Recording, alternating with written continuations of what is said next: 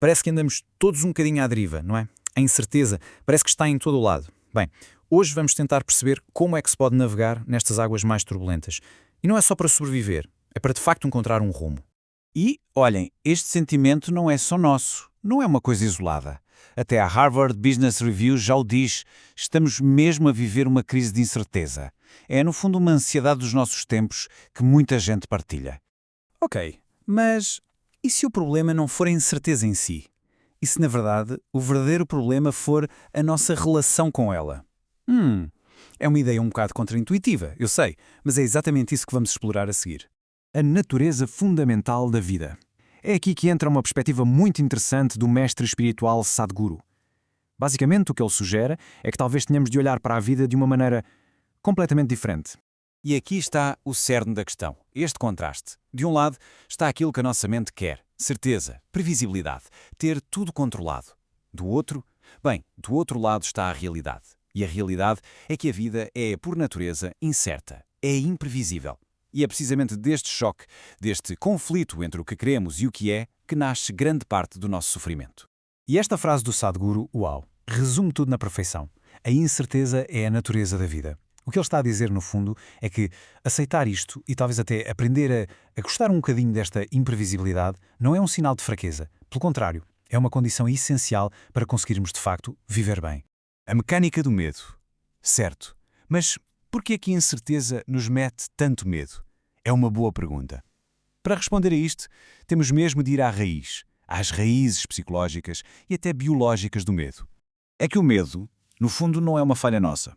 É uma emoção de sobrevivência, das mais básicas que temos. É um instinto que está gravado no nosso cérebro mais primitivo. E isto fazia todo o sentido para os nossos antepassados, certo? Se ouvissem um barulho estranho no mato, o medo era o que os fazia fugir, e muitas vezes era o que os mantinha vivos. É uma herança evolutiva. E esta citação é mesmo para parar e pensar. O medo é sempre sobre o que pode acontecer, nunca sobre o que está a acontecer agora. É uma criação da nossa mente, a dar voltas e voltas à cabeça sobre cenários que ainda não existem. E ao fazer isso, o que é que acontece? Começamos a sofrer por uma coisa que, na verdade, é só imaginação. Uma caixa de ferramentas para a turbulência. Ok, já percebemos a teoria. O porquê do medo. Agora, a parte prática. Como é que se age? Vamos ver algumas estratégias e ferramentas mentais para lidar com isto tudo quando a turbulência aparece. Vamos começar com uma história. E que história? Imagine o cenário. Um homem, armado, entra na casa de uma mulher. A exigência é clara. Ele quer as terras dela. A ameaça está ali, bem real. Dá para sentir a tensão no ar. E esta mulher, que nem era muito alta, talvez 1,55 m, em vez de ficar paralisada ou de recuar, faz algo que ninguém esperaria. Levanta-se da cadeira, atravessa a sala e caminha na direção dele, diretamente para o perigo, não a fugir dele. E sem mais nem menos, dá-lhe uma bufetada valente na cara. Foi um choque tão grande, uma resposta tão inesperada e corajosa, que o homem ficou completamente desarmado, nem soube o que fazer, e acabou por fugir. E a lição disto tudo é mesmo esta. Sentir medo não quer dizer que não se possa fazer nada. O medo estava lá, era real, com certeza, mas não a paralisou. É a prova de que o medo é um sentimento, não é uma sentença de inação. Agora, passando para um contexto diferente, o mundo dos negócios. Durante a pandemia, o CEO de uma agência de viagens viu o seu negócio cair 90%.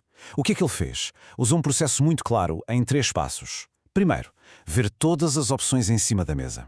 Segundo, agir rápido para minimizar os estragos. E o terceiro, talvez o mais importante, focar toda a energia só e apenas só naquilo que era possível controlar. O resto era ruído.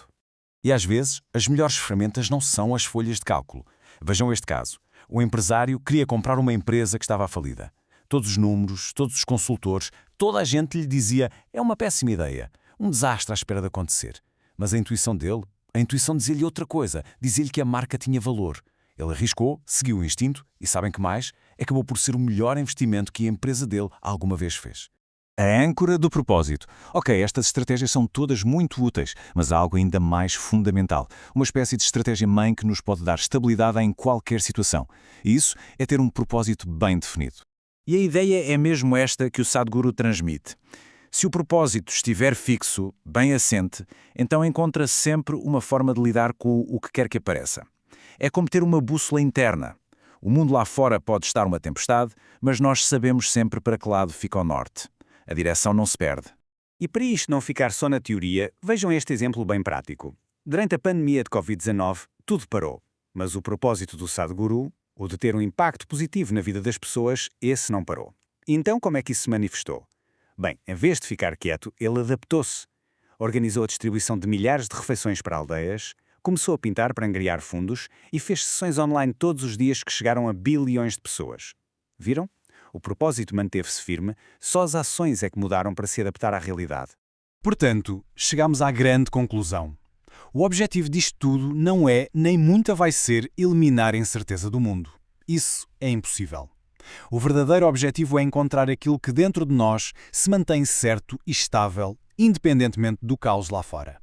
É cultivar essa força interior. E isto deixa-nos com uma pergunta final para reflexão. No meio de toda esta incerteza da vida, qual é a nossa âncora? Qual é aquele propósito fixo que nos pode manter firmes, venha o que vier? Fica a pergunta no ar.